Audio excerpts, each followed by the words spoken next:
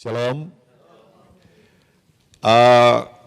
Bersyukur boleh kembali ada di Persekutuan Wanita GBI City of Love di tempat ini. Thank you, Pastor Timothy, ya dengan Ibu Evelyn, my friend, sahabat baik saya. Nah, ketemu Marlon lagi, Marlon dan Idon. Mereka memang tak terpisahkan dalam kehidupan ya.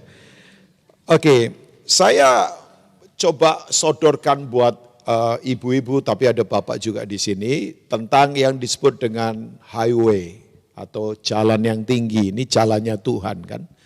Nah, kata highway kalau dalam bahasa Indonesia kan terjemahannya highway kan jalan raya, jalan bebas hambatan ya. Kalau di sini jalan tol lah, walaupun jalan tol di sini agak nggak jelas juga sebetulnya ya, karena saya nggak tahu itu jalan tol atau jalan apa kalau lagi macet ya. Nah, highway sendiri sebetulnya adalah jalannya Tuhan, itu jalan yang tinggi karena Tuhan ada di ketinggian kan. Yang setuju katakan amin. Nah, tapi saya nggak bilang ini secara hanya fisikal biasa, tapi ya memang aplikasinya dalam kehidupan yang fisik nanti kita akan coba memperhatikan ini. Nah, salah satu nubuatan yang menurut saya begini, ada seringkali kalau ibu-ibu pelajari, ada nubuatan-nubuatan di perjanjian lama, tapi value-nya, paradigmanya itu perjanjian baru.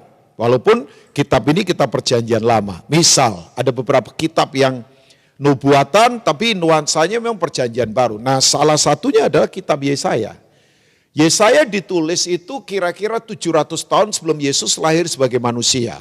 Jadi kalau sekarang ini hampir 2700 tahun yang lalu. Kitab ini ditulis, dia seorang prophet, dia seorang nabi yang memang Tuhan pakai ketajamannya begitu luar biasa. Ya, nah dalam kitab Yesaya kita coba lihat pasal 43, kalau ada di screen boleh tampil. Saya mengganggu nggak ini posisi di sini? Oh enggak ya, oke. Ya kalau mengganggu gimana lagi, memang tengahnya memang di sini ya, jadi ya memang nggak ada harapan kayaknya ya. Ya masa saya ke sana agak nggak enak juga sih ya. Nanti saya ngotbahin Velia lagi ya. Dia tidak perlu dikotbahin, bapaknya pendeta lagi ya. Papa mamanya pendeta, ya almarhum, papanya sahabat baik saya. Nah, Yesaya pasal 43, coba kita lihat mulai ayat yang mulai ayat yang ke-18 saja. Saya akan baca di ya ini, ibu-ibu yang bawa Alkitab boleh lihat, tapi kalau enggak boleh dilihat. Oh, thank you, yang di screen ada juga. Yesaya pasal 43 ayat yang ke-18 sampai dengan ayat yang mungkin ayat 20 ya, 20 atau 21 ya. Nah, ini dia. Firman-Nya, janganlah ingat-ingat hal-hal yang dahulu dan janganlah perhatikan hal-hal yang dari zaman purbakala. Ya, paling enggak enak kan hidup begini, dalam perjalanan terus bergerak. Karena setuju atau tidak, pengharapan itu terus mengarahkan kita bergerak ke depan. Orang hidup dalam pengharapan tidak mungkin terlempar mundur ke belakang. Makanya jangan hidup mundur ke belakang, kepahitan terus sama masa lalu. Begitu ingat sesuatu marah, kecewa, gara-gara dia nih saya begini, salahkan keadaan. Kan paling enggak enak itu. Hidup di masa sekarang tapi terbelenggu oleh masa lalu. Padahal kita jangan ragukan, Tuhan kita bisa mengubah masa lalu kita yang buruk menjadi hari depan yang penuh pengharapan. Amin. Nah, jangan terbelenggu masa lalu. Udah, saya kalau ingat masa lalu, saya sering dipermalukan. Gak apa-apa lah, biasa saja. Masa lalu saya sering gagal, sering banget. Bahkan saya katakan, saya ini sarjana kegagalan. Oh gak apa-apa kan. Kegagalan harus direspon dengan benar, karena menunjukkan berarti ada yang salah yang perlu saya perbarui. Ya kan, enggak apa-apa, biasa sajalah. Kalau masa lalu orang permalukan, masa lalu enggak enak, masa lalu dikecewakan, masa lalu banyak kegagalan, biasa saja itu ya. Tapi saya enggak mau terbelenggu masa lalu. Kan paling enggak enak kan, hidup masa lalu terus sombong. Oh dulu saya kaya, sekarang enggak. Oh dulu saya hebat, sekarang enggak. Udahlah, masa lalu enggak perlu terlalu dibanggakan gimana ya. Biar yang lalu berlalu, karena yang baru sudah datang. Yang setuju katakan amin? Oke. Nah, Tuhan berkata begitu, lihat, kata lihat itu begini, fakta yang tidak bisa dibantah. Misal Rubin Ong itu ganteng, yaitu fakta memang ya. Ketawanya agak menghina saya sih ya. Pastor Timothy lebih ganteng dari saya lah. Enggak, lihat itu fakta yang tidak bisa dibantah, enggak bisa dibantah karena firman itu enggak mungkin bisa terbantahkan. Amin. Ibu-ibu semua, lihat, aku hendak membuat sesuatu yang baru. Yang aneh begini, sesuatu yang apa? Baru. Yang sekarang sudah tumbuh. Aku hendak kan baru mau, tapi sudah tumbuh. Nah ini yang namanya pengertian sebetulnya. Kan aneh, Alkitab itu kadang-kadang ada bahasa-bahasa yang aneh. Saatnya akan datang, tapi sudah tiba sekarang. Kan aneh banget. Panik kita kalau cermati pakai otak kita, saatnya akan datang kan belum, tapi sudah tiba sekarang. Ya kan, Yohanes 4 kan, waktuku belum tiba. Yohanes 2 di Kana. Ya, tapi baru ngomong begitu tiba-tiba waktunya tiba. Karena begini, Tuhan kita kalau bicara waktuku belum tiba, bukan berarti Tuhan tidak punya waktu. Dia lagi take over semua hal dalam kehidupan kita. Amin. Kita nggak mampu, tapi Tuhan mampu. Nah ini dia. Lihat, aku hendak membuat sesuatu yang baru. Yang sekarang sudah tumbuh, belumkah kamu mengetahuinya? Makanya kita perlu mengerti Tuhan. Kita perlu mengerti. Nah konteks ini adalah jalan-jalan Tuhan. Ya, aku hendak membuat apa? Aneh kan. Jalan di mana? Di padang gurun dan sungai-sungai di padang belantara. Saya ingatkan buat ibu-ibu semua, kita ini ada pada masa yang gak gampang loh sekarang. Saya dengar orang jualan properti saja sekarang. Dijual murah gak laku loh. Serius, ini orang lagi goncang semua. Saya lihat beberapa perusahaan properti di depan mata, goyangnya luar biasa. Ya, mungkin ibu-ibu lebih tahu dari saya lah. Kita ada di masa krisis yang tidak gampang, bahkan mungkin tahun depan bisa saja terjadi turbulensi yang kita tidak tahu loh. Udah, bahkan saya katakan ini perang peradaban sudah di depan mata. Ini yang disebut dengan ideologi war. Ini sudah perang ideologi sudah di depan mata. Pola semuanya berubah, makanya saya berharap Menteri Pendidikan yang baru nanti cermati ini. Tapi coba Pak Tim sekarang. Lecture orang sekarang kuliah, tidak perlu datang ke kampus. Makanya yang bikin kampus gede-gede nanti ke depan mungkin. Saya nggak tahu apa yang akan terjadi. Bayangkan orang sekarang sekolah cuma di kamar loh bayangkan. Saudara tinggal beli modul sudah. Nanti udah mau dosen gaya apa udah tinggal itu. Nanti kesehatan. Ibu, saudara kalau lihat Halodoc itu sekarang coba konsultasi sakit tidak perlu pergi ke dokter sekarang. Oh iya, nanti apalagi dengan nanosistem. Oh saudara percayalah, ini terjadi percepatan aneh. Nanosistem gini, hanya makan, saya nggak tahu, serum tertentu, orang bisa kemudian sakitnya di mana langsung akan diobati di sana. Coba, nah sebetulnya kita lagi ditarik pada cara hidup individualisme. Bahkan sekarang di kekristenan orang ngomong gini, ngapain pergi ke gereja? Di rumah saja setel YouTube. Kamu mau modal pengkhotbah kayak apa coba? Semuanya tersedia. Artinya yang lagi diserang sekarang ini adalah gaya hidup komunal, persekutuan orang percaya. Nah kita ngumpul di sini kan supaya saling bersekutu, saling menguatkan satu dengan yang lain. Nah saya tidak akan membahas ini pertempuran generasi ke depan sebetulnya ya. Saya tidak akan membahas ini, tapi gereja mesti bersiap. Kalau enggak, kita akan panik, responsif. Makanya kadang-kala gereja begitu ada apa baru ngadakan seminar apa, itu berarti teachingnya enggak kuat. Pengajaran mesti kuat. Saya enggak mau jadi Kristen yang responsif, ya kan? Karena saya mau terus belajar, bukan saya sudah pinter. Saya mau diskusi terus dengan orang-orang yang memang Tuhan urapi, supaya kita ngerti ke depan ini bagaimana. Karena banyak yang totally different. Ya, di depan mata sudah digital money akan sudah dipakai. Orang sudah enggak lagi pakai uang kertas, bayangkan. Semua baik digital. Coba, udah sistem ini sudah disiapkan. Kita lagi ditarik ke arah situ tuh, Bapak Ibu semua. Nanti Pak Tim bisa mengajar soal eskatologi, akhir zaman, apa yang akan kita hadapi dan sebagainya. Tapi begini, akhir zaman jangan fokus ke tanda, udah ke sikap hati. Karena tanda pasti akan terjadi, gunung meletus, kelaparan, perang dan sebagainya. Tapi bagaimana sikap hati kita? Masih menyala enggak kasihnya? Jangan sampai tawar. Sebab yang paling bahaya di akhir zaman adalah kasih satu dengan yang lain menjadi dingin. Makanya muncul banyak pemberontakan, kepahitan di mana-mana. Nah, saya tidak akan bahas itu ya. Tapi artinya begini, bahwa Tuhan akan membuat jalan. Jadi di masa sukar percayalah bahwa Dia membuat jalan. Saya suka lagu Waymaker, ya kan? Ya kan? You are Waymaker, miracle worker, promise keeper, light in the darkness. My God, that is who you are. Yang ngarang siapa itu ya? Ya adalah pasti. Ya nggak tahu lah. Velia kali yang ngarang ya. Ya atau siapa saya nggak tahu. Enggak kan? Itu lagu bagus kan. Memang dia pembuat jalan, percayalah. Ya, jadi hari ini kalau ada yang sedang jalannya berat, yakinlah Tuhan kita jalan.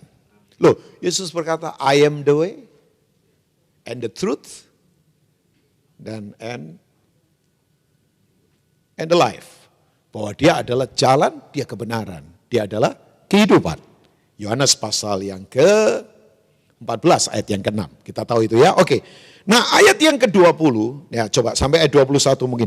Binatang hutan akan memuliakan aku, serigala dan burung unta, sebab aku telah membuat air memancar di padang gurun dan sungai-sungai di padang belantara untuk memberi minum umat pilihanku. Ayat 21 baca sama-sama jemaat 23, umat yang telah kubentuk bagiku akan memberitakan kemasyuranku. Yang setuju katakan, oke. Nah dari ayat-ayat ini Bapak Ibu semua, saya coba akan menyodorkan pengertian kita tentang jalan-jalan Tuhan. Memang jalan Tuhan tidak seperti yang kita pikirkan. Makanya Yesaya 55 berkata, seperti tingginya langit dari bumi, demikianlah jalanku dari jalanmu, rancanganku dari rancanganmu. Tapi percayalah, jalan Tuhan selalu yang terbaik. Amin. Nah begini prinsip yang pertama, karena jalan Tuhan adalah jalan yang tinggi, Bapak Ibu semua, makanya kalau orang ada di jalan Tuhan, pasti akan mengalami begini, sudut pandangnya jadi beda memang. Ya kan? Perspektifnya jadi berbeda kan. Orang kalau ada di jalan Tuhan yang tinggi, coba, itu memang akan lain dalam kehidupan. Satu kali saya pertama kali ke Australia, itu saya di kota pertama saya ke Australia dulu sekian tahun yang lalu, itu ada di kota Perth. Pertama pelayanan ada di kota Perth, sebab di sana ada orang yang namanya sama-sama Ong, namanya Pastor Daniel Ong. Ya kan, sama-sama Ong, orang pikir saya kakak adik sama dia, padahal beda jauh banget. Dia putih, saya enggak. Ya saya enggak hitam sih, saya sawo matang. Loh, enggak, kalau hitam ini. Masa saya hitam? Orang kadang-kala suka ngawur kalau ngomong ya, Rubin Ong itu hitam, sembarangan lagi. Saya sawo matang, manis loh saya ini, sawo matang kan. Kan jadi kalau hitam ini kan, kadang-kadang orang buta warna lagi ngomong orang ya, enggak lah ya. Nah, saya diajak oleh satu orang yang namanya Yohanes Tenggara. Saya nggak tahu, sudah lama enggak ketemu. Sebab waktu itu setelah itu dia balik, terus dia kemudian kerja di tempatnya Pak Edi Saryat Maja. Ya, saya sudah lama nggak ketemu Yohanes Tenggara.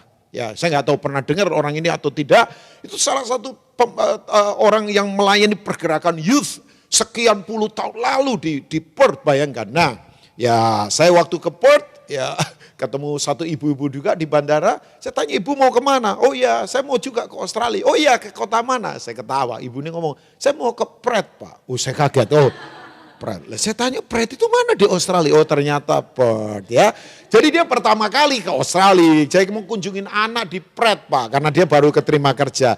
Ya karena banyak orang, nah Bapak ibu-ibu ketawa begini. Saya karena orang pada ketawa, kan saya nggak mau mempermalukan ibu itu. Saya ngomong begini, sama Bu, saya juga mau ke Perth. Oh, jadi kita sama-sama ke Perth begitu ya. Dia ngomong lagi, oh kita sama-sama ke Perth jadi Pak, satu pesawat ya. Nggak, kadang-kala gini. Kita perlu berlaku bodoh supaya orang yang jangan merasa bodoh. Nah, Tuhan kadang-kala kan suka begitu. Dalam tanda petik ya, membuat dirinya bodoh supaya kita yang bodoh itu jadi pulih. Kan kelakuan kita banyak yang bodoh. Tuhan itu kadang-kala lakukan dalam tanda petik loh, tindakan yang bodoh supaya menyelamatkan kita yang bodoh. Loh iya dong. Kan Tuhan suka begitu tuh. Ya kan? Ya karena dia mengasihi kita kan. Ya kan? Oke. Jadi begini, saya waktu selesai pelayanan dia ajak ke satu gedung tinggi. Saya lupa nama gedungnya. Itu sekian ratus meter di atas. Ada rooftopnya. Dan kemudian gini, ada itu space di mana orang bisa jalan di gedung itu. Pakai kaca. Pakai kaca tebal. Bayangkan teman saya pembicara, kalau di mimbar galak kayak macan. Tapi dia takut ketinggian, begitu dia ada di sana langsung merangkak. Coba bayangkan, merangkak sambil bahasa roh. Dia merangkak ketakutan. ketakutan, kayak dilawat Tuhan loh, bergetar semua, coba bayangkan. Jadi waktu saya agak takut juga, cuman kan saya begitu-begitu tapi enggak mau begitu kan. Nanti ketahuan bahwa saya enggak jantan kan, saya enggak pria kan. Saya tetap, walaupun ada takutnya, saya agak sedikit kurang nyaman di ketinggian sebetulnya. Tapi oke lah, naik pesawat oke apa. Ya kita semua kan di ketinggian kadang kurang nyaman kan. Karena memang jalan yang tinggi itu bikin kita enggak nyaman. Karena nanti saya beritahu, daging jadi enggak nyaman kalau kita ada di jalan tinggi. Begitu saya ada di ketinggian itu, ratusan meter begitu, ibu-ibu tahu nggak? Saya itu lihat mobil, semua sama, nggak ada yang beda. Loh, mau mobil apa saja itu nggak ketahuan mereknya loh. Apalagi yang pakai kacamata, nggak ketahuan mereknya, mau mobil saja nggak kelihatan. Mau pakai kacamata Ray-Ban, Carrera lah, atau saya nggak terlalu tahu merek kacamata, sudah. Sama dengan orang yang pakai kacamata Chengdem, tahu Chengdem? Goceng adem. Chengdem kan murah kan? Ya sunglassnya murah saja. Tapi betul orang kalau ada di atas itu sudah nggak bisa banding-bandingkan. Karena hanya di jalan kita orang ngomong begini, mobilnya mewah ya, dia kaya ya. Oh keren ini orang, pasti depositonya banyak.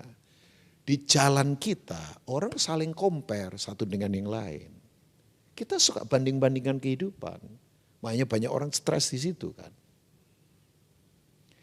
Tapi kalau sudah di atas, bayangkan, kita nggak bisa lagi ngomong, oh iya ini lebih kaya, ini lebih enggak. Rumah mewah dan rumah biasa nggak ketahuan kan, ya kelihatan rumah saja. Nah di jalan Tuhan begitu, sudut pandang kita jadi lain. Kita tidak akan banding-bandingan saya sama Marlon, saya sama Pastor Tim, kemudian saya iri, saya pengen dia seperti dia, kemudian ya ampun, sudut pandangnya selalu curiga, suka banding-banding. Kan paling gak enak hidup itu membanding-bandingkan diri dengan orang lain. Tapi di jalan kita kan begitu. Jalan kita itu jalan penuh kecurigaan, jalan terbatas, jalan membandingkan, oh dia kaya, ini enggak, oh ini bermerek, ini enggak. Itu di jalan kita. Nah jalan Tuhan enggak begitu ibu-ibu. Ya kan? Kok kurang setuju kayaknya. Coba saudara kalau di atas sudah nggak bisa lagi lihat merek, nggak bisa lagi lihat gelar, ya semua sama. Mobil sama saja, yang penting bergerak kan. Mau Bentley, mau Mercy, mau BMW, mau misalnya Xenia, Innova misalnya, mau mobil apa saja, saya nggak terlalu tahu merek mobil lah. Dari mobil yang mahal sampai mobil biasa, nggak kelihatan. Yang penting mereka gerak, berfungsi saja. Makanya kalau di jalan Tuhan, yang penting kita lihat orang berfungsi. Nggak perlu dibanding-bandingkan dari status sosialnya lah, kedudukannya, gelarnya. Karena begini, di jalan Tuhan perspektif kita jadi lain. Amin ibu-ibu? Oh iya. Nah saya beritahu perspektif itu bahaya loh. Kalau nggak ada di jalan Tuhan. Berapa banyak orang ditawan oleh perspektif dunia. Perspektif itu kan begini, sistem nilai di pikiran.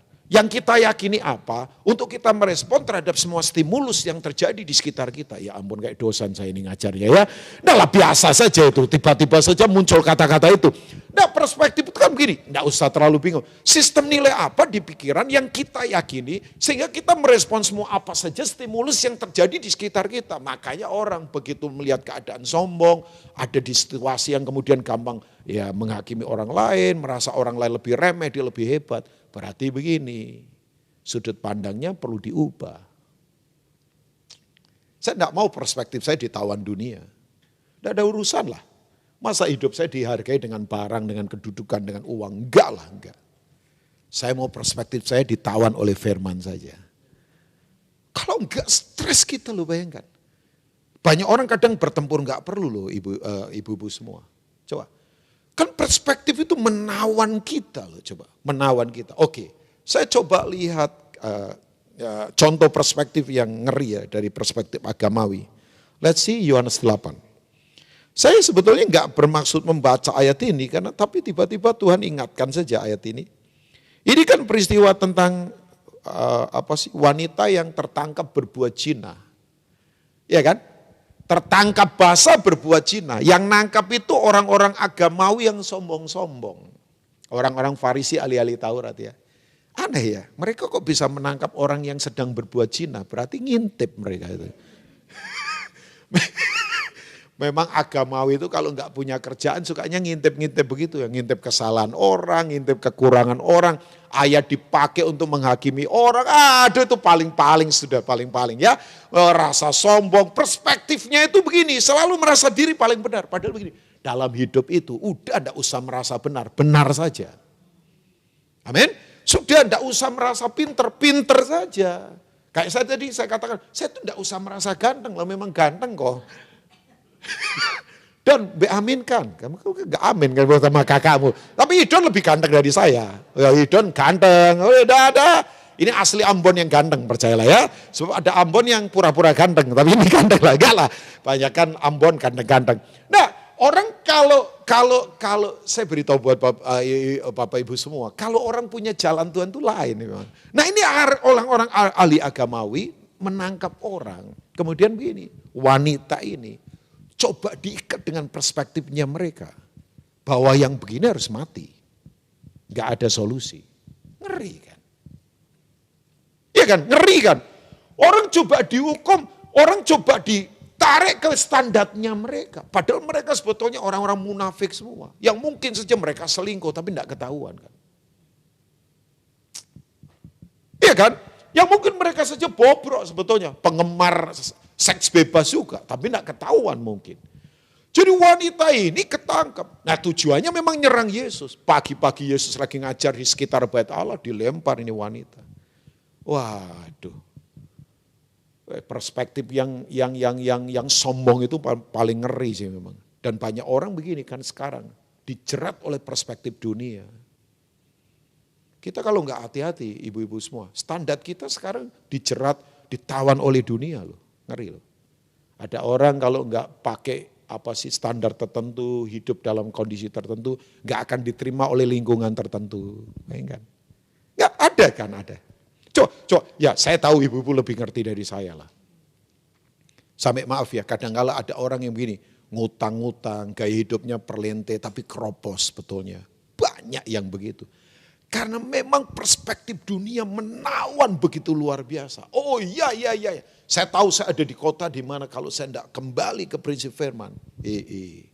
Makanya saya tahu Pak Tim sudah banyak pewahyuan paradigma lah. Saya tidak ngukur orang sukses, gereja sukses, hanya soal jumlah fasilitas. Bukan itu isunya lah.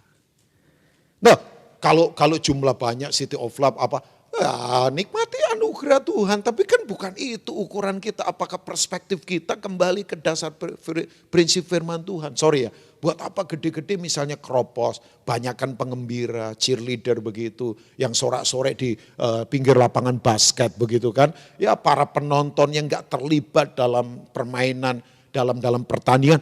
Kan kalau gak hati-hati orang sekarang cuma jadi penonton, tapi itu menawan perspektif selalu kesuksesan ukurannya apa? Besar, mewah, fasilitas semuanya. Maafkan, saya bukan kemudian enggak anti begitu, enggak sama sekali enggak. Tapi kita harus kembali ke perspektif yang benar. Sebab kalau enggak kita enggak ada di jalan Tuhan. Wow, nanti saya akan beritahu jalan Tuhan itu apa? Jalan Tuhan yang tinggi tapi aneh. Kita harus ketemu jalan Tuhan. Gimana caranya? Jalan Tuhan yang tinggi begitu ya. Ya, sudah tahu begitu dilempar begitu. Tahu enggak orang-orang Farisi ngomong begini sama Yesus. Guru, menurut hukum Taurat, hukum agama kita, mati nih harus dilempar pakai batu. Menurut kamu apa? Coba. Yesus didesak begitu, saya suka sekali ini bahasa anugerah. Coba kita lihat ayat yang ke-8.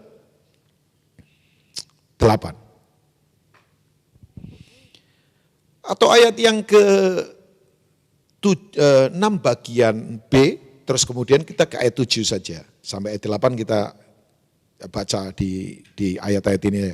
Tetapi Yesus membungkuk, lalu menulis dengan jarinya di mana? Di tanah. Saya beritahu ini jalan Tuhan. Ini bahasa kasih karunia. Bayangkan Tuhan yang tinggi itu membungkuk dan menyentuh tanah. Tanah itu tempat dari mana kita dibentuk secara tubuh. Tuhan sentuh kita di situ loh. Oh ini dalam loh ibu-ibu. Ini bahasa kasih karunia. Yang dari tinggi jalannya turun membungkuk.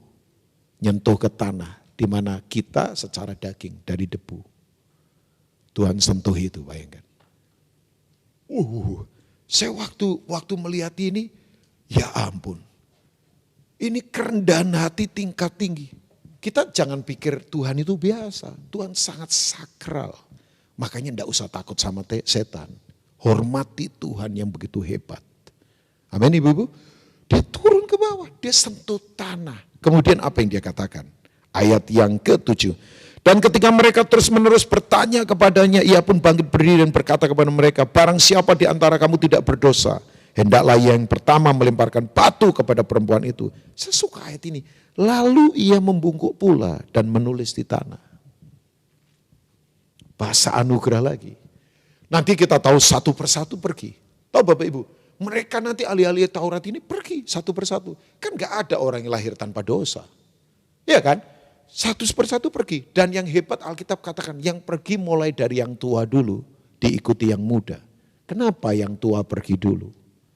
Sebab makin tua, makin banyak dosanya. Karena berarti makin lama dia hidup. Ya, itu sindirannya Alkitab memang dalam. Alkitab itu penuh bahasa satir yang kalau orang waras baca ini terpukul-pukul. Saya ini kalau baca ini kayak ditempeleng, ibu-ibu semua. Nah waktu mereka pergi, saya mau tanya buat ibu-ibu semua, enggak usah pakai ketuhanannya. Yesus tahu enggak mereka pergi? Tahu banget. Tahu, dia maha tahu, tapi udah sisihkan kemahatauannya dia. As a man sebagai manusia, dia tahu dia pergi. Tapi tahu enggak ibu-ibu, ayat berikutnya ngomong begini nih. Saya langsung lompat ke ayat yang ke-11. Tuhan tanya begini, mereka ada di mana? Adakah yang menghukum kamu perempuan? Jawabnya, apa? Tidak ada Tuhan. Lalu kata Yesus, saya suka sekali kata ini. Perspektif Tuhan itu selalu memerdekakan, tidak pernah membelenggu. Makanya kalau ada di sini yang sekarang ini, jalannya kok terikat. Terikat kesombongan, terikat standar dunia. Dunia itu membelenggu dengan sudut pandang yang kemudian mengikat kita. Berarti perlu recheck lagi diri. Iya dong. Masa kita hidup terbelenggu oleh standar dunia? Dunia kuasai kita dengan perspektif yang gak jelas. Bayangkan, kita ukurannya diukur dari luar sana, terbelenggu ke sana, terus hidup hanya terguling-guling di situ terus. Janganlah. Sebab Alkitab berkata begini, tidak ada Tuhan. Lalu kata Yesus, aku pun tidak menghukum engkau. Saya suka kata ini, pergilah. Katakan pergilah. Dan jangan berbuat dosa lagi mulai dari sekarang. Yesus lagi melepaskan wanita ini dari perspektif yang membelenggu dia. Udah, lepaskan dirimu dari semua ikatan yang tidak perlu. Aku tidak menghukum engkau kok, aku melepaskan. Makanya betul, hanya di perspektif Tuhanlah orang merdeka. Yang setuju katakan amin. Orang merdeka, orang tidak terbelenggu oleh apapun. Be yourself. Jadi dirimu sendiri. Tidak perlu takut dalam kehidupan. Udah, saya suka. Yesus tuh selalu melepaskan, memerdekakan. Sementara dunia selalu mengikat dengan banyak hal kan. Karena begini makanya kembali kepada jalan Tuhan. Karena jalan Tuhan itu selalu memerdekakan kita. Makanya orang kalau ada di jalan Tuhan, sudut pandang jadi beda. Ya, saya enggak ukur Marlon dari penampilan, enggak lah. Ya, saya enggak ngukur Marlon dari aktivitasnya dia dalam pelayanan. Saudara akan kaget loh, sebab banyak orang kelihatan jabatannya hebat di gereja, tapi keropos di dalam. Oh iya, jadwal pelayanannya padat, tapi berantakan hidupnya.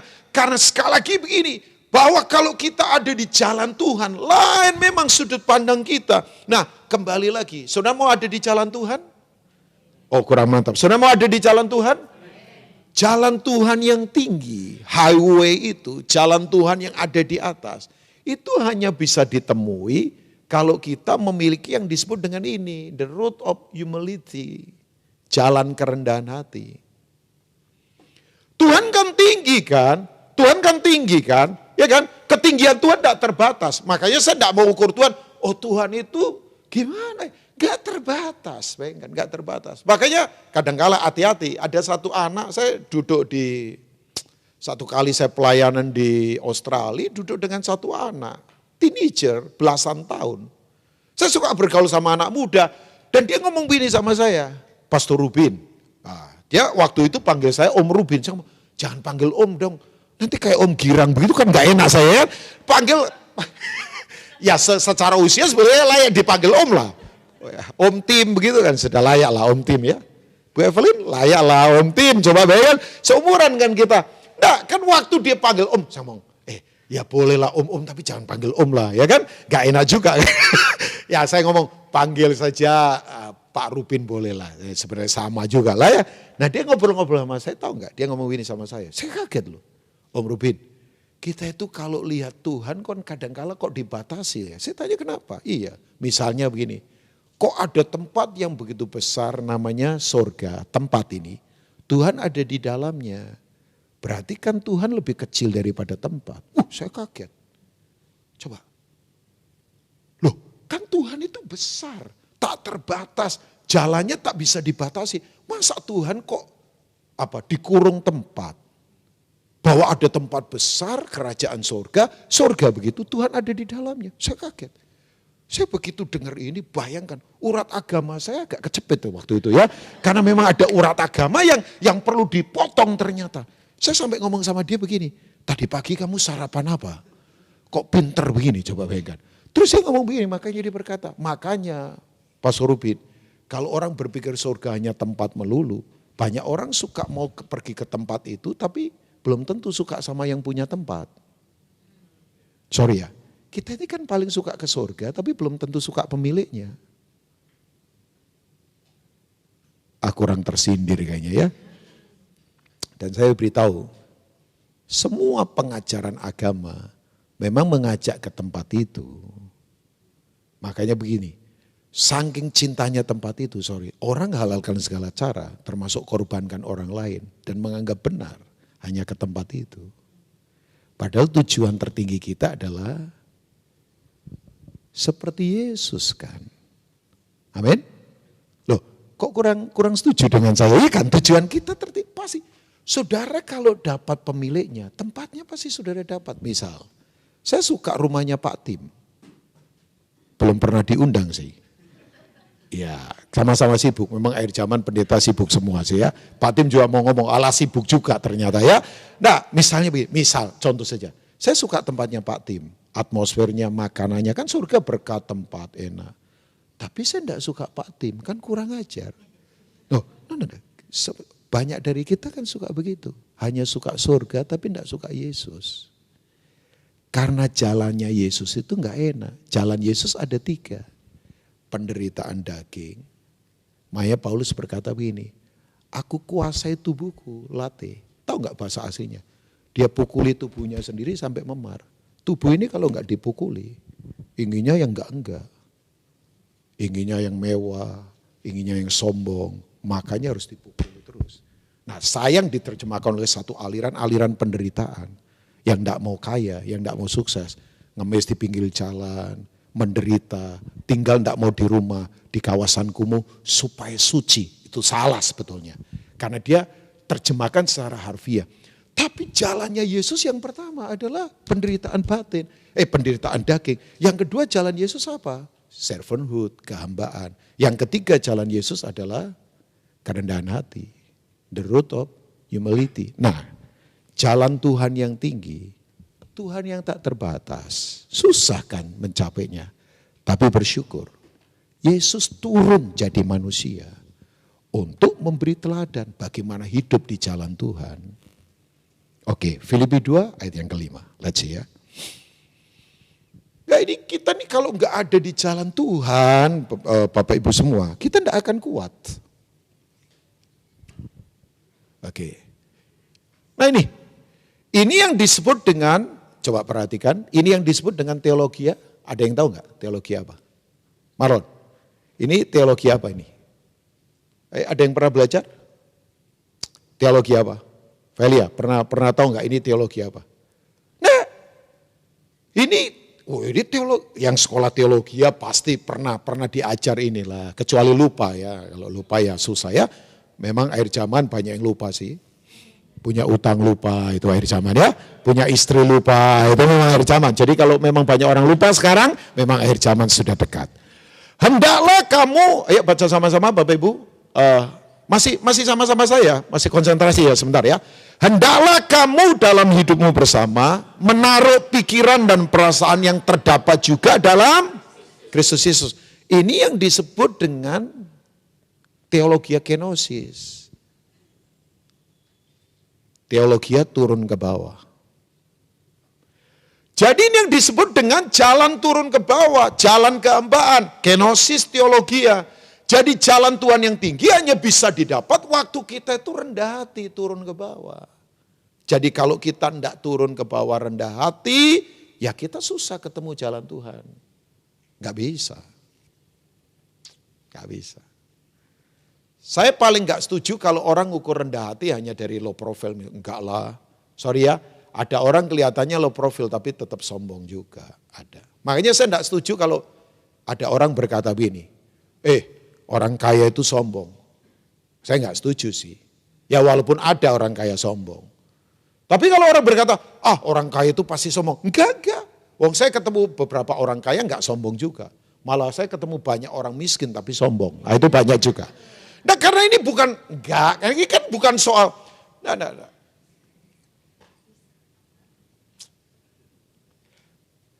Oh, kamu ikut ke sini ya? Nggak apa-apa saya bergeser sedikit ya. Nah karena begini ternyata bahwa kalau kita tidak kembali kepada kerendahan hati, kita susah ketemu jalan Tuhan. Jalan Tuhan yang sangat tinggi, kita mau jangkau pakai apa? Gak bisa. Gak ada pesawat yang bisa menjangkau ke sana. Gak ada teknologi yang bisa menjangkau ke sana. Gak ada fasilitas yang bisa. Tuhan sangat tingginya luar biasa. Tapi waktu Yesus turun, dia memberitahu bagaimana ketemu jalan Tuhan. Yaitu lewat jalan kerendahan hati. Makanya tadi waktu dia membungkuk ke tanah dan menulis. Itu adalah jalan kerendahan hati itu. Jadi kalau kita tidak putuskan ini, kayak kita susah ketemu jalan Tuhan. Yang paling saya takutkan dalam hidup ini adalah memang rasa sombong sih memang. Aduh. Dan sombong itu adalah spiritnya Lucifer sih memang. Ya Yesaya 14 kan. Oke, Yesaya 14 ayat yang ke-13.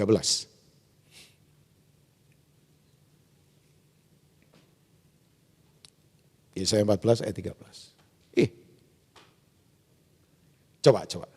Ini Lucifer ini. Engkau yang tadinya berkata dalam hatimu, aku hendak naik ke langit, aku hendak mendirikan tata mengatasi bintang-bintang, aku hendak duduk di atas bukit pertemuan jauh di sebelah utara, aku hendak naik. Ini jalannya setan tuh memang jalan begitu, naik. Makanya kan lagu kepemimpinan dunia tahu nggak? Naik ke puncak gunung, tinggi sekali. Tahu nggak? Karena begini, yang di atas itu superior, yang di bawah inferior. Makanya injak yang di bawah supaya naik ke atas. Berapa banyak orang suka nginjak orang di bawah supaya dia naik ke atas. Orang lain mati nggak apa-apa, orang lain hancur nggak apa-apa. Yang penting gua naik ke atas. Wah itu sakit itu. Saya sih nggak mau begitu. Iya, Pak Tim tahulah ini ya, prinsip begini. Oh yang ngeri. Makanya kalau yang di atas jadi superior, kita anggap yang bawah inferior, nggak berguna. Sekarang ini kan ada atmosfer gini. Udah sekarang ini pokoknya yang kuat hidup, yang lemah mati. Saya tuh lagi kasihan pada orang-orang di bawah sekarang ini. Makanya kalau gereja nggak turun ke bawah lagi. Orang tanya begini sama saya. Kadang-kadang kita dijebak kan. Misal ada orang ateis ngomong begini. Nggak ada Tuhan. Tuhan ada di mana? Where is your God? Coba.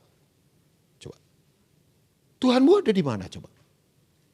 Ya gak, kita kalau disuruh debat sama mereka soal logika, mana Tuhan? Mana Tuhan? Tuhanmu ada di mana? Ya saya orang ini dulunya pernah jadi Kristen.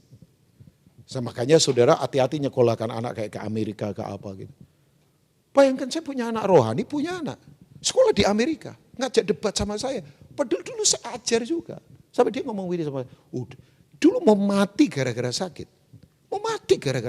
Tumpang tangan kita doakan sembuh loh bayangkan. Tapi begitu kuliah di Amerika, kuliahnya di sains lagi coba. Sekarang mau kerja di Yahoo atau apa, pinter banget. Setahun dia bisa gajian kira-kira sekian puluh ribu US dollar bayangkan. Kira-kira hampir 90.000 apa berapa. Gede kan itu. Baru lulus memang very smart. Jadi pulang ke Indonesia papanya panik kan. Makanya, Kak Rubin tolong temui anak ini. Biasalah pendeta kalau lagi begitu memang dicari-cari kan. Kayak kita kayak 911 begitu kan. Wah cepat meluncur begitu. Karena dia ngomong begini sama saya. Coba kamu. Kak Rubin, dulu itu mungkin dokter salah diagnosa saya kali. Coba. Saya udah agak marah itu, marah kudus lah ya. Tapi saya coba jelaskan pelan-pelan dengan kasih Tuhan. Akhirnya dia, oh iya ya. Karena begini, terakhir ini mengalami benturan keras, gak ada solusi. Ilmunya dia gak bisa tolong dia. Tapi Tuhan tolong. Makanya anak-anak kita itu didorong ngalami Tuhan. Jangan teori tentang Tuhan. Ngalami Tuhan. Saya selalu ngomong sama anak saya, Papa boleh pendeta, tapi gak menjamin kamu punya akar yang kuat kalau kamu gak mengalami Tuhan. Izinkan kamu ngalami Tuhan kan. Anak-anak kita kalau nggak ngalami Tuhan gimana? Coba nanti ngalami papanya pendeta kan. Ngalami papanya pendeta enggak menjamin. Saudara ngalami acara kebaktian juga enggak menjamin saudara berubah. Ngalami pendeta khotbah hebat enggak menjamin saudara berubah. Dekat dengan pendeta top enggak menjamin saudara berubah. Kadang-kadang malah pendetanya berubah seperti saudara, bisa saja. Ya kan sepatunya berubah. Cara hidupnya berubah, ya kan bisa loh Pak Tim, kita bisa saja kan. Tapi kan enggak lah ya, seharusnya pendeta dekat dengan orangnya berubah, jadi lebih rohani. Harusnya kan begitu kan. Tapi ibu-ibu saya beritahu sama dia begini. Waktu orang ateis ini yang dulunya kenal Tuhan enggak percaya lagi, dia ngomong, kalau kamu mau ketemu Tuhan, kamu baca Matius pasal 25 ayat 40. Waktu aku telanjang, kamu memberi aku pakaian. Waktu aku lapar, kamu memberi aku makan. Waktu aku sakit, kamu melawat aku. Waktu aku di penjara, kamu kunjungin aku. Apapun yang kamu lakukan pada orang yang paling hina, kamu lakukan untuk aku. Jadi saya beritahu, kalau kamu mau ketemu Tuhan, ya gereja harus melayani ke bawah yang beginian. Karena Tuhan menyamar di tengah-tengah orang miskin, orang-orang sakit, orang-orang kelaparan. Jadi kalau kita tidak turun ke bawah ke situ, ya nggak ketemu jalan Tuhan. Dia kaget. Diam sih akhirnya. Kalau diam berarti dia mikir. Gak apa-apa supaya dia berpikir. Jadi memang jalan Tuhan itu jalan di bawah. Walaupun dia jalannya ada di atas. Makanya kalau ada di jalan Tuhan, sekali lagi ya, gak suka hidup membandingkan orang lain hanya gara-gara penampilan, gelar, kedudukan. Capek kan kita begituan terus. Dan kalau enggak hati-hati kita ditawan perspektif begitu sampai mati loh. Saya enggak mau begitulah. Enggak bikin apa-apa cuma ditawan begitu terus. Dari fasilitas ke satu ke fasilitas yang lain. Dari kebutuhan satu kepada kebutuhan yang lain. Tergulung terus. Sampai tiba-tiba tua. Ya kalau tua tiba-tiba sakit. Meninggal enggak bikin apa-apa. Kan saya. Karena kita tidak mengerti jalan-jalan Tuhan. Hari ini kalau ada yang lagi gagal, gak apa-apa lah, biasa saja. Tapi kalau ada yang lagi hebat, gak usah merasa apa, biasa saja. Karena kita tahu jalan-jalan Tuhan. Yang mau katakan amin? Nah, saya tutup, sudah. Gak lama-lama kan? Masih boleh ya Pak Tim ya, sebentar lagi ya. Udah setelah ini kita tutup, kita makan bersama, bayar sendiri-sendiri lah ya. Saya mungkin akan makan sama Marlon, sama Idon kali ya. Kalau mereka gak sibuk, atau mau ketemu Pak Jokowi mereka, gak tahu juga. Ya drone-nya lagi hebat soalnya Idon ya. Jadi lagi coba apa, saya gak tahu. Dia lagi banyak dekat sama Ahok ya kan. Ya coba ya kan, mulai naik lagi beliau kan. Coba bayangkan sekian puluh menteri dipilih, 11 wamen dipilih. Tetap biasa saja. Begitu Ahok muncul, Indonesia geger. Luar biasa ini. Ya kan? Katanya koruptor tidak takut sama Tuhan. Koruptor itu takutnya sama Ahok. Saya suka. Itu kata-kata bagus banget. Itu yang bikin Idon itu saya tahu itu ya. Ya dia Idon yang bikin kayaknya itu ya. Oke. Yang kedua, jadi lupa mau ngomong apa. Yang kedua, ini dia. Yang kedua adalah begini, kita itu harus memahami pengertian jalan Tuhan dengan benar. Karena jalan Tuhan yang tinggi tadi harus dipahami dengan pengertian yang praktis dalam kehidupan. Nah, saya tanya buat Bapak Ibu semua. Kita ini kalau jalan kita gagal, kebanyakan dari kita kecewa enggak? Oh, kecewa lah. Kecewa banget coba. Planning apa gagal, rencana apa gagal, kan kecewa. Tapi kan kita harus kembali ke Yesaya 55. Jalanku bukan jalan Tuhan kan. Jalan Tuhan bukan jalan kita. Seperti tingginya langit dari bumi, demikian jalannya Tuhan dari jalan kita. Satu kali setelah Surabaya meledak dengan bom. Bulan apa itu ya? Lupa saya. Boom! Seminggu kemudian saya pergi ke Surabaya. Karena beberapa gereja ternyata masih tetap buka itu ibadah. Saya pikir gak ada ibadah. Kan Surabaya meledak dengan bom di beberapa gereja kan. Tahun berapa kira-kira? Oh belum lama. 2 tahun yang lalu kah atau apa ya, saya agak lupa ya. Agak lupa. Plung. Beberapa kemudian orang meninggal. Tahu nggak Bapak Ibu semua? Begitu saya ada di Surabaya, saya ketemu itu. Sama misalnya Pak Tekno, Pak Sutekno, kakak iparnya Pak Aritanu. Sahabat baik saya, Pak Tekno kan punya persekutuan.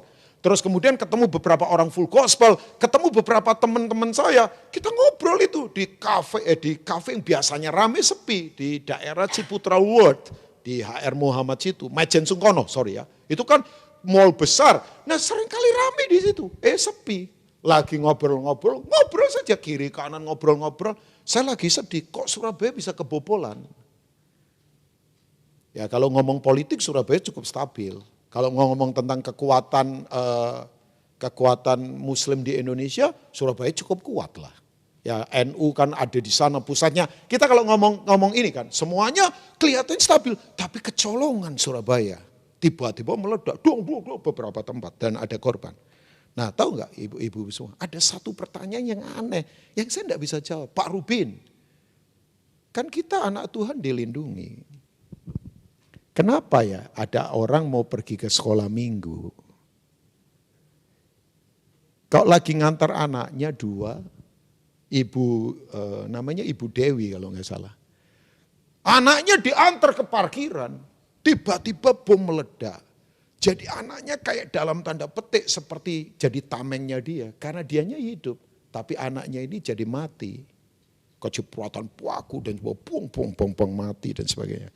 Nah pertanyaan dia cuman sebetulnya saya tahu yang dia tanyakan begini. Kok bisa begitu? Tuhan ada di mana? Waduh. Coba Pak Tim. Pak Tim kalau ditanya begitu, susah enggak menjawabnya? Susah. Loh susah kita. Oh iya dong, kan orang kalau tanya begitu kan sebetulnya begini. Tuhan ada di mana Pak Rubin?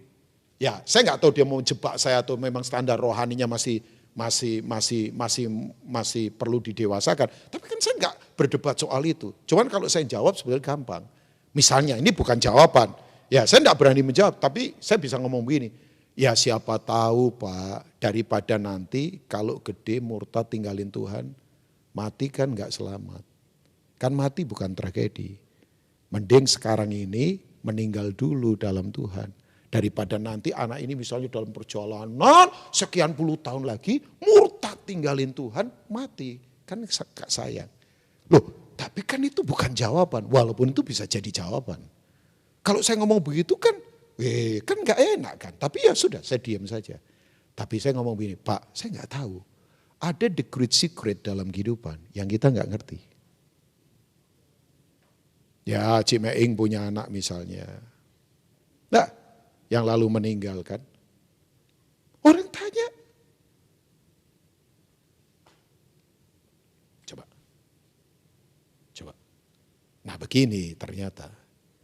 Dalam perjalanan memang. Ada banyak yang kita tidak bisa dapatkan. Nah kalau kita tidak memahami. Kita akan begini. Kecewa. Tahu nggak kenapa orang kecewa? Yang pertama. Yang dia ingin nggak menjadi kenyataan. Yang kedua orang kecewa kenapa? Karena kendali yang dia pegang dalam hidup hilang. Uang hilang, kedudukan hilang. Biasanya bisa ngendalin orang, sekarang gak bisa. Kecewa. Nah itu bahasa kerennya post power syndrome. Orang bisa kecewa. Nah saya tutup. Saya tuh suka kitab-kitab kecil. Misalnya kitab kecil Mika, kitab kecil Esther. Ya ibu-ibu bacalah Esther lah. Esther itu hebat loh. Oh iya, Esther tahu kenapa dia hidup. Dia menolong satu bangsa. Esther kan? Nah, ada kitab namanya kitab Yunus. Kita tahu kitab Yunus. Kitab Yunus itu ditutup dengan pertanyaan saja dari Tuhan. Layakkah kamu marah? Saya suka sekali itu.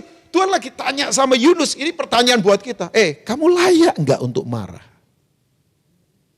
Coba. Ya.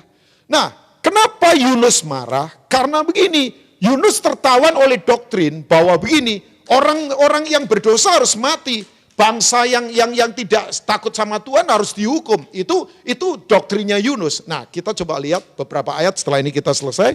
Yuk coba lihat. Saya pikir kenapa? Enggak apa-apa, botol kalau kecepit memang enggak enak ya, mesti harus diambil. Yunus pasal yang keempat, ayat yang kok jadi tegang semua ya kayaknya lihat saya ya. Atau saya terlalu menegangkan ya? Enggak lah, ini bicara tentang jalan kehidupan kok ya. Dan main pelan-pelan lah supaya romantis begitu Don. Sebab kurang sentuhan romantisme kayaknya Don ya. Yunus pasal yang keempat, sudah kita selesai dengan ayat-ayat ini. Yang masih bersama katakan amin. Ya saya harap masih bersama-sama kita. Yunus pasal yang keempat, saya lompat-lompat saja ya Bapak Ibu semua. Karena terlalu panjang kalau baca keseluruhan. Tapi hopefully saya dorong saudara baca keseluruhan ayat ini. Oke, Yunus pasal keempat, coba kita lihat ayat yang kedua, tiga, nanti lompat lagi ya. Dan berdoalah Yunus kepada Tuhan, katanya, ya Tuhan, bukankah telah aku katakan ketika aku masih di negeriku, itulah sebabnya maka aku dulu melarikan diri ke Tarsis, sebab aku tahu bahwa Engkau Allah yang pengasih dan penyayang, panjang sabar, berlimpah kasih setia, yang menyesal karena malapetaka yang hendak didatangkannya. Jadi sekarang ya Tuhan apa? Cabutlah kiranya nyawaku, karena lebih baik aku mati daripada hidup. Orang kalau kecewa begitu, mati saja. Padahal kan mati bukan solusi kalau belum waktunya kan. Ya, saya makanya ketawa kalau ada orang berkata begini, di luar Tuhan ini, di luar Tuhan. Kasih tahu mereka loh, enggak apa-apalah. Dia sudah lepas dari penderitaan. Ya ampun. Orang itu kalau di luar Tuhan, mati itu setelah itu lebih mengerikan dari penderitaan yang dia alami. Pernah ketemu orang yang sakit berat di luar Tuhan, begitu mati orang ngomong gini, ya dia sudah lepas dari penderitaan, ya ampun. Justru di sananya lebih menderita lagi. Ya makanya saudara harus menginjil supaya orang. Ya itu tanda saya harus selesai kayaknya ya. Enggak lah, masih boleh ya. Oke, kembali lagi. Nah ini dia. Tetapi firman Tuhan. Apa Bapak Ibu? Coba renungkan.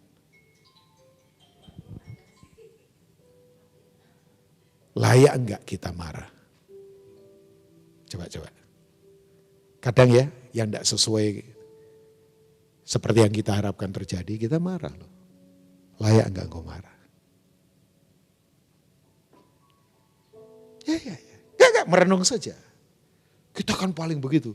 Begitu enggak terjadi planning kita, marah. Salahkan keadaan, salahkan pendeta, salahkan Tuhan. Tuhan yang tak kelihatan dilawan, apalagi manusia yang kelihatan pasti dilawan. Orang kalau selalu melawan Tuhan yang tak kelihatan, pasti gampang melawan orang yang kelihatan. Udah prinsipnya begitu. Coba kita lihat lagi. Ayat yang kelima. Lalu Yunus setelah keluar meninggalkan kota itu, tinggal di sebuah timurnya. Ia mendirikan sebuah pondok dan duduk di bawah naungannya, menantikan apa yang akan terjadi di atas kota itu. Saya suka sekali ayat yang ke-6. Lalu atas penentuan Allah, tumbuhlah sebatang pohon jarak melampaui kepala Yunus untuk menaungnya, agar ia terhibur daripada kekesalan hatinya. Yunus sangat bersuka cita karena pohon jarak itu. Aneh, makanya betul ya. Orang itu kalau tidak memahami jalan Tuhan, sukacitanya selalu dibangun dari yang di luar. Dapat mainan baru, barang baru, tas baru, sepatu baru, mobil baru, rumah baru, pekerjaan baru, istri baru misalnya ya. Janganlah. Ya kan? Enggak, artinya begini, orang suka yang begituan. Atas penentuan Tuhan, Tuhan kasih pohon jarak supaya naungi dia. Tapi tahu enggak Bapak Ibu, nanti ayat berikutnya lagi, atas penentuan Tuhan, dalam waktu semalam saja, ulat keluar. Ulatnya grogotin pohon jarak itu. Yunus marah lagi. Ya kan, orang itu begini, kalau hiburannya hilang, marah selalu. Karena maunya dihibur terus dari luar. Itu yang tadi saya katakan, perspektif yang di luar terus. Barang, kedudukan, kemewahan, fasilitas, liburan, semuanya pokoknya harus dia dapatkan. Begitu itu hilang, kita marah lagi. Makanya Tuhan tanya lagi, engkau layak marah? Coba ayat yang saya tutup ayat yang ke-8 kali ya. Segera sesudah matahari terbit maka atas penentuan Allah. Jangan takut, hidup itu semua atas penentuan Allah. Yang setuju katakan amin. Bertiuplah angin timur yang panas terik sehingga sinar matahari menyakiti Yunus, lalu rebalah ia lesu dan berharap supaya mati. Katanya lebih baiklah aku mati daripada hidup. Saya mau tanya, sinar matahari diberikan untuk memberikan pada kita kesehatan atau menyakiti kita? Orang itu kalau kecewa, yang baik saja jadi menyakiti. Pernah lihat ada orang di pelayanan sakit, di keluarga sakit. Keluarga itu menyenangkan. Saya kalau ditanya, Pak Rubin seneng banget berkeluarga. Ya ampun, kenapa enggak kawin dari muda saya ini? Agak terlambat nikah saya ini, usia 30 tahun. Kalau tahu begini, saya sampai ngomong sama istri saya, kenapa kita enggak ketemu dari lama saja, supaya kita nikahnya lebih panjang lagi. Makanya saya heran kalau ada orang berkeluarga sampai penuh kesakitan. Aneh, berarti ada yang salah. Saya kalau perlu bertobat pelayanan dari kecil, dari orok bayi sudah pelayanan. Saya saja yang pelayanan kira-kira belasan tahun, nyesel kok terlambat. Makanya saya lihat kalau ada orang baru bertobat di usia 50 tahun. Saya ngomong aduh kasihan, ya enggak apa-apa juga sih. Saya tuh pengennya dari kecil pelayanan. Walaupun saya teenager sudah pelayanan. Karena begini, kalau ada di jalan Tuhan itu paling hebat. Sesuatu yang baik jadi menyakitkan. Karena orang enggak ngerti jalan-jalan Tuhan. Matahari itu kan menyehatkan. Saya suka berjemur untuk dapatkan vitamin kalsium, vitamin D. Matahari asik kan. Tapi orang kalau kecewa, apa-apa menyakitkan. Pelayanan sakit, di keluarga sakit, berhubungan satu dengan yang lain gampang sakit. Karena kita tidak ngerti jalan-jalan Tuhan. Makanya Tuhan tutup lagi. Layakkah kamu marah? Ini cuma soal pohon loh. 120.000 penduduk Niniwe. Mereka berdosa, tidak bisa membedakan tangan kanan dan tangan kiri. Mereka bertobat. Apa aku enggak seneng? Ayolah seneng. Karena begini, Yunus mungkin malu mungkin Pak Tim. Dia khotbah kok enggak terjadi. Kan dia berkata, kamu terhukum, bla bla bla. Ternyata bertobat. Tuhan cabut hukumannya. Kan dia rasa, gengsi dong gua. Yang saya rencanakan kok enggak terjadi. Gimana nanti orang ngomong apa? Harusnya Yunus sadar, dia lagi berhadapan dengan siapa. Jadi hari ini begini, yuk jangan marah, adalah di jalan Tuhan. Karena jalan yang tinggi, jalan yang hebat, jalan yang tak terkalahkan oleh jalan dunia. Boleh kita ada di padang gurun, tapi Tuhan bisa bikin jalan di padang gurun. Tuhan memberkati, Tuhan sungguh-sungguh menolong kita. Amin. Mari bangkit berdiri.